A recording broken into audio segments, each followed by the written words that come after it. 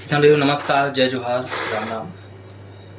किसान भाइयों, हमारी धान की फसल अभी निकल रही है और जो धान की फसल निकल रही है उसमें एक बहुत बड़ी समस्या आ गई है। वह है बालियों का बदरंग होना, रंगहीन हो जाना, कई प्रकार के और दाने में खाली दाने रहना।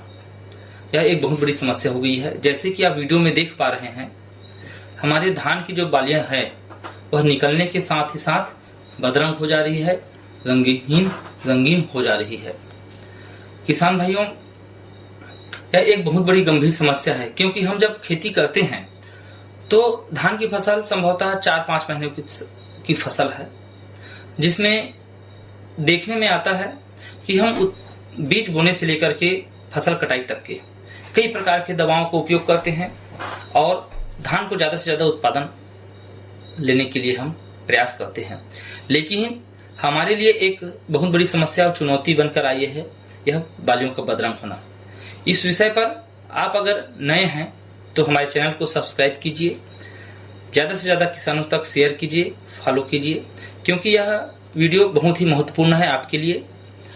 और आप इस वीडियो के माध्यम से अगर आप अपने फसल में ये बीमारी को बचा लेते हैं, कीट के प्रकोप बचा लेते हैं, तो उस स्थिति में आप अपने पौधों को सुरक्षित करके ज़्यादा से ज़्यादा उत्पादन ले सकते हैं। किसान भाइयों, जो बदरंग है उसको हम कहते हैं राइस पेनिकल माइट्स। इस विषय पर हम आज चर्चा करने वाले हैं। जो राइस पेनिकल माइट्स के अटैक के द्वारा होता है, यह 2 प्रकार का होता है। माइट के द्वारा आपके पौधों को प्रकोपित किया जाता है और दूसरा होता है बैक्टीरिया के द्वारा, जीवाणु के द्वारा, जिसको बैक्टीरियल पेनिकल माइट्स कहा जाता है। दोनों अलग अलग है।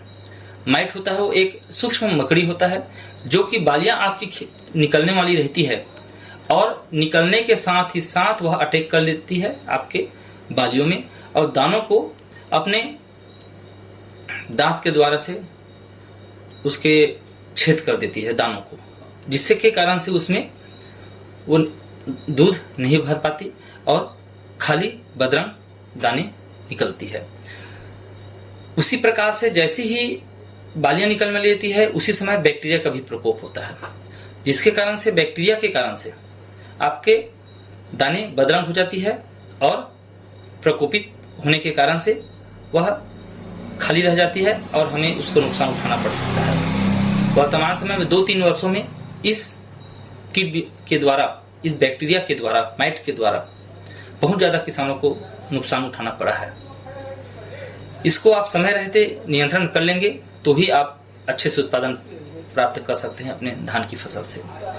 किसान भाइयों, माइट के लिए नियंत्रण करना है तो उसके लिए हमको अलग दवाओं का उपयोग करना पड़ेगा और बैक्टीरिया के लिए अलग दवाओं का उपयोग करना पड़ेगा। प्रायः देखने में आया है किसान भाई, हम अज्ञानता के कारण से या जानकारी नहीं होने के कारण से हम कोई भी दवा उठाते हैं और मार्केट से उठा करके हम अपने फसलों में छिड़काव करते हैं और सही दवा सही समय पर ना डलने के कारण से नुकसान भी उठाना पड़ता है, जिसमें आप आर्थिक रूप से और साथ ही साथ हमें फसलों के माध्यम से भी बहुत ज़्यादा नुकसान उठाना पड़ता है।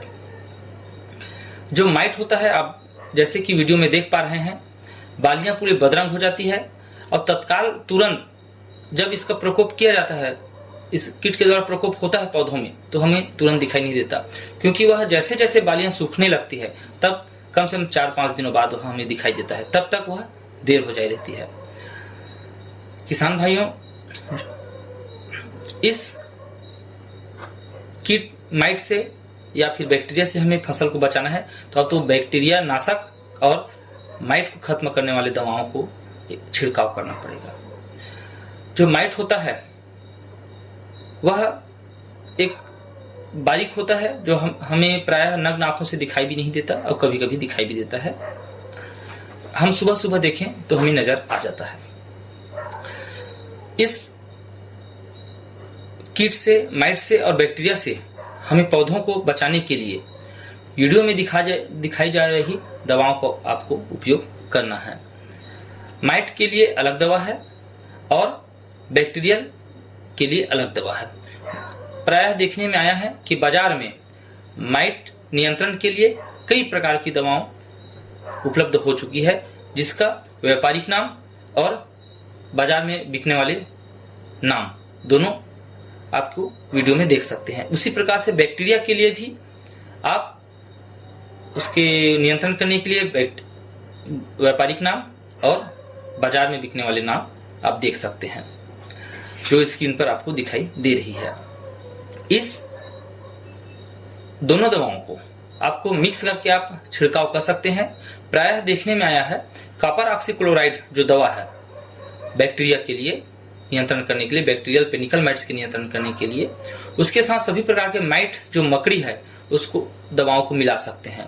लेकिन कुछ दवाएं ऐसे हैं जो अगर संगत नहीं पाई जाती है, नहीं मिला सकते हैं, तो दोनों माइट नाशक और बैक्टीरिया नाशक दोनों दवाओं को हम छिड़काव करते हैं। उस स्थिति में 3 से 5 दिन तक का हमको अंतराल रखना पड़ेगा। इस प्रकार से किसान भाइयों, आप पेनिकल माइट्स जो माइट्स के द्वारा हानि पहुंचाया जाता है और बैक्टीरियल पेनिकल माइट्स दोनों को आप नियंत्रण करने पर ही पौधों को इस बीमारी से मुक्त कर सकते हैं और ज़्यादा से ज़्यादा उत्पादन ले सकते हैं। अभी समय रहते आपको यह सावधानी बरतना होगा कि समय रहते जब आपके 10 से 15% बालियां निकली हो खेतों से, तब आप इन दवाओं को छिड़काव करें। इन दवाओं को अगर 10 से 15% आपकी बालियां निकल चुकी है, उस समय छिड़काव करने से कीट का प्रकोप कम होता है और बालियां स्वस्थ रहती है, क्योंकि धान की बालियां जब निकलना स्टार्ट हो तो 4 से 5 दिन में पूरी बालियां निकल जाती है। और इन दवाओं का प्रयोग ही या असर ज्यादा से ज्यादा 7 से 10 दिनों तक का रहता है। और हमें यह प्रयास करना पड़ेगा कि माइट नाशक हम दवा छिड़काव कर रहे हैं तो जो फ्यूमिगेंट हो, जो गैस बनाने वाला दवा हो, वो हमको प्रायः उपयोग करना पड़ेगा। तभी हम इस कीट बीमारी से हम फसलों को सुरक्षित कर सकते हैं और बचा सकते हैं।